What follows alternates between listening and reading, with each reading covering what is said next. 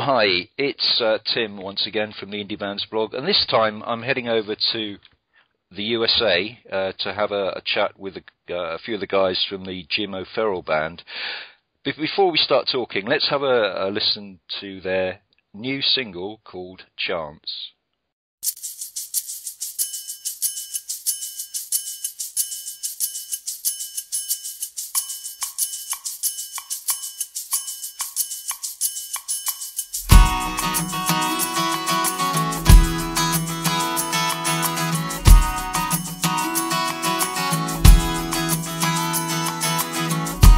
Silver cloud outside my window,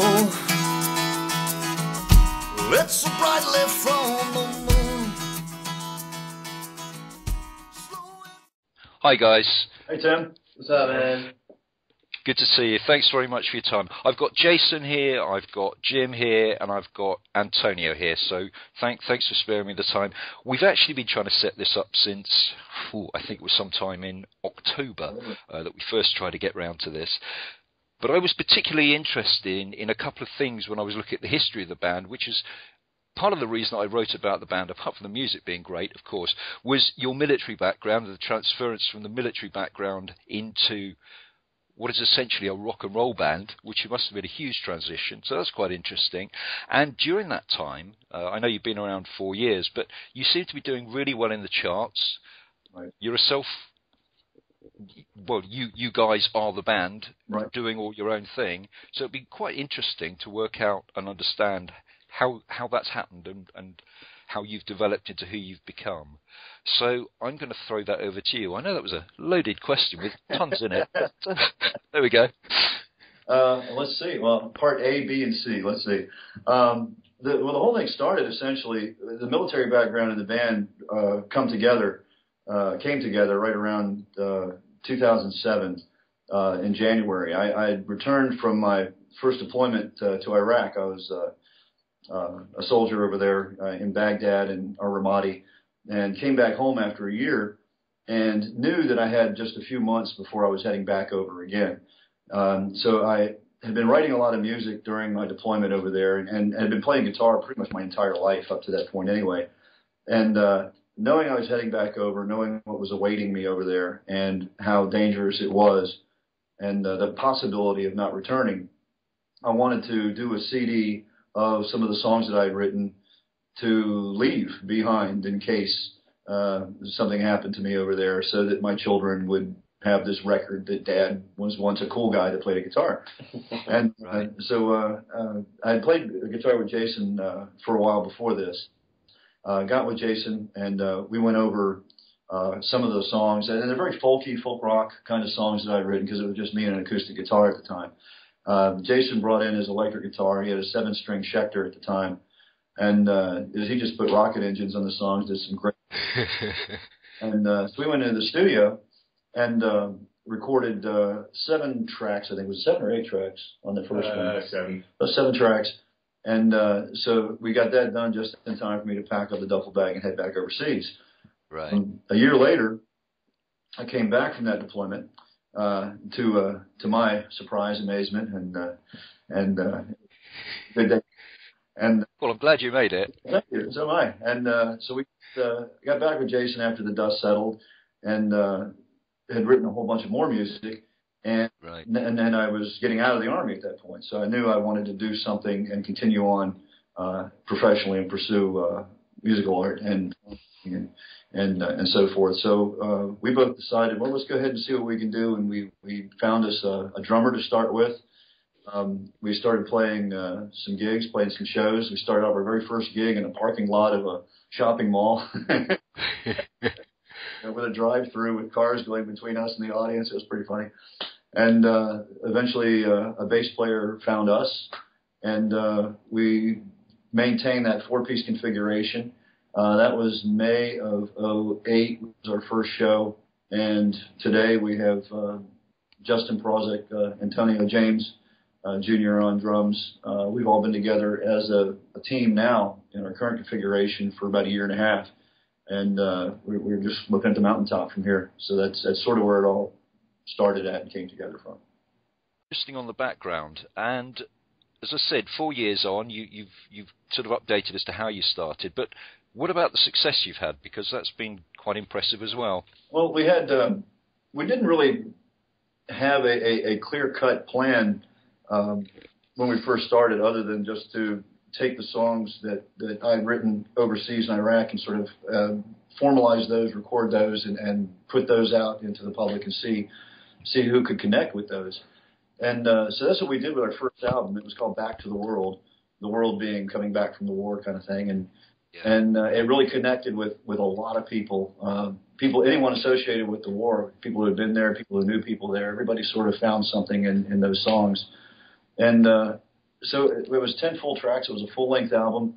We had a couple of songs from it that did well on the Americana radio stations here in the U.S., and the album itself actually showed up in Ontario on an adult contemporary album rock station up there in their countdown for the end of the year. So it got around, the word got around to it and about it, and we got some success with that. And so we as soon as that was done, we were like, okay, what are we going to do next? And so we were in Richmond, Virginia, which is a very historic city here, on the banks of the James River, and a lot of English history actually translates over here to Virginia and Richmond. I'll avoid making a comment there. Sure. Well, I believe Richmond is named after Richmond in the UK somewhere in England. But yeah, that's right. Yeah. So we plagiarized your name. Sorry about that. Our feet wet here in the US. So we found a historic event that took place here. And in the year 1925, it was a locomotive, and it was locomotive 231 with a bunch with 10 cars. It was going through a tunnel here in Richmond, and the tunnel collapsed on top of the train, and with everyone on board. And this is an actual event that took place. It was October the 2nd of 1925, and the technology at the time and the weather conditions, they just could not get in to extract the unknown number of people that were inside the tunnel. So they sealed this 4,000-foot tunnel at both ends, and that train is still there to this day. It's located 6 blocks from here where our band house is. Yeah. And so we thought, man, that's a great urban legend to start with that's an actual event. So we did a whole concept piece surrounding different perspectives of that incident that took place. And that took off really well. So we were evolving and developing. We're getting away from the soldier songs that I originally had done. Now we're getting into being more of a mainstream kind of band, and taking it up a notch from the Americana rock into more of a modern rock kind of sound. So we released 231, and it did really well. We got a couple of songs, got some radio play and so forth from that. And the process from getting started initially with going into the recording studio to do our first EP all the way up to finishing that one, we learned a lot. We developed a lot. Songwriting evolved a lot. Instrumentation, techniques, everything just started. We started learning and we jumped into to our next EP, which is Letters, which is the 4-song EP that has Messenger and Feel. Yeah. Those are the 2 songs I think you're probably most familiar with, Tim. That's right. Yeah. And we really stepped up. We said, we're going to be a real live rock band, so let's give it 100%. So we did. And so we started paying a lot of attention to our songwriting and our arrangement, our song structures, and really trying to be a professional rock and roll band instead of trying to translate some PTSD issues that I back with me. So that's where it all came. And Messenger, we released the EP in January of 12. Messenger spent 6 months in the top 100 on the Friday morning quarterback charts here in the U.S. Got as high as number 28 back in April. Spent 5 weeks, I think it was, in the top 40 charts on American adult contemporary radio. And 6 months after that release, we went ahead and released Feel, which was a different type of song, different styling to it. And right now, that finished this week. It's 8th week in the top 40 charts at adult contemporary radio here in the U.S. As of yesterday. So we're really excited about that. Well, I can tell you it's still in there today because I had a look today before we did the interview. We got both of those that we got involved in the radio play. We went through a promoter for that. So they both have done well. We're really encouraged by that. Thing. Bit of a technical glitch on going on here. Sorry, listeners, but you know how it is when you do live interviews. They all go wrong, but we'll struggle on. Bear with us. You know, we've come a long way since the transatlantic cable days. You know that we really have. This is cool. Interesting the fact of the roots of the band being in Richmond. And obviously the military background being very important. What about touring? Where do you play? Do you play locally? Do you play internationally? Do you play nationally? Or how does that work? We will play anywhere that we can afford to go to play. And right now we do once a month here in the city of Richmond. There's some great venues in this town. There's a really cool music scene here, a lot of big art community here. And so we play here once a month. We don't want to play more than that because we want every one of our shows to be an event, and we want to make sure that our loyal fans we have time to create more stuff, rearrange songs so they get a fresh take every time they come see us. Yeah. And we also we'll travel wherever we can afford to travel. If we get a show, we just played down in Raleigh, North Carolina, a couple hundred miles from here, south of here. We went down and played there a couple weeks ago for a private show. We've played in Pittsburgh before. We've done some other stuff down in North and South Carolina before. So we're right now at a point where we're ready to do that. We're ready to load up. We've got enough material, original portfolio material, to where we can hold our own, open for a national act, or hold our own and headline a show anywhere right now. So it's just a matter of being able to finance all that with food and fuel, lodging, and all that. You know, a show's got to be able to cover all that. So that's what we're looking for. The usual band struggle, how to actually afford to get out on the road. Yes, it is. It doesn't change once you become a AARP member.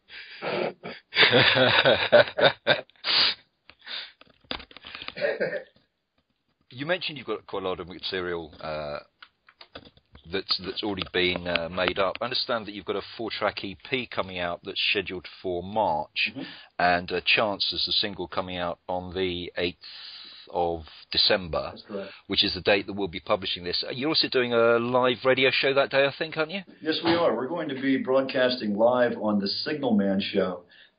Josh Urban is a friend of ours who hosts this show along with several others, and it's at University of Richmond here in the city. It starts at 3 p.m.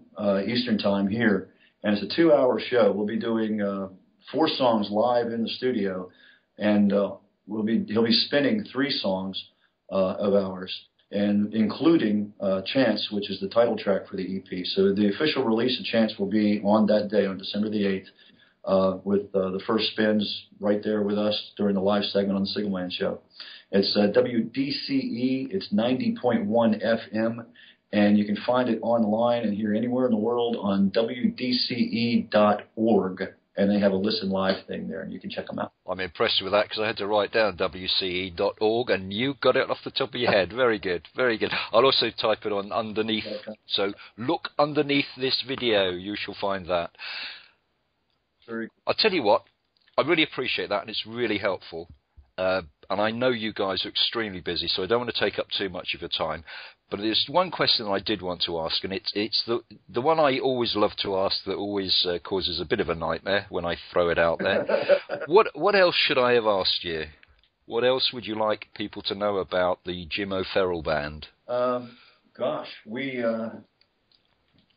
what would I like people to know? I would like people to know that we are really trying to do something important and something unequivocal. The way I look at music and the way I look at being a songwriter and a musician is we are artists just like a fine artist is with paint or a sculptor is, where they take snapshots of the time in which they live, and that lasts, and it represents them. And I think that's what we're trying to do with our music. We are trying to capture these times that we live in, just like songwriters have always done, and to create music that it represents where and when we are, and the people around us can connect to it and feel that it represents them as well. And that's really what we're trying to do is just create something that's significant, something that adds to the musical fabric of our time,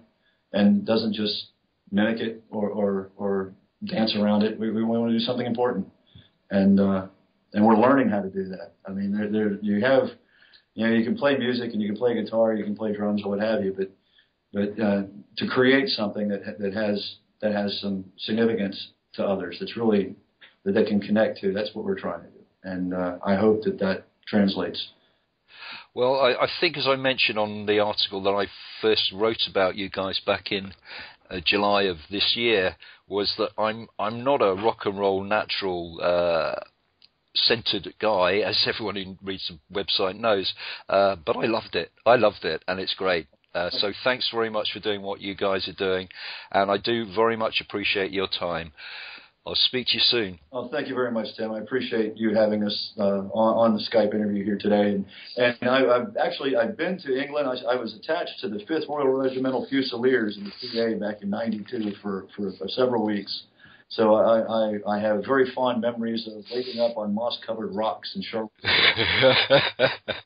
Well, I hope you can come back over and actually find some hotels to stay in and entertain your audiences here this time around. Hotel with a guitar. All right. Let's finish this one with playing out with the whole of Chance. Awesome.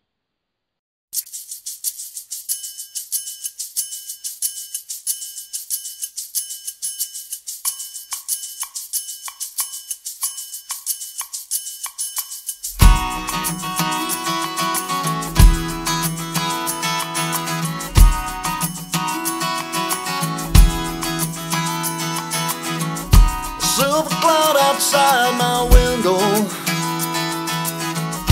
lit so brightly from the moon. Slow and silently began to slip away. Well, I wish it did not disappear so soon. No, no, it fades away.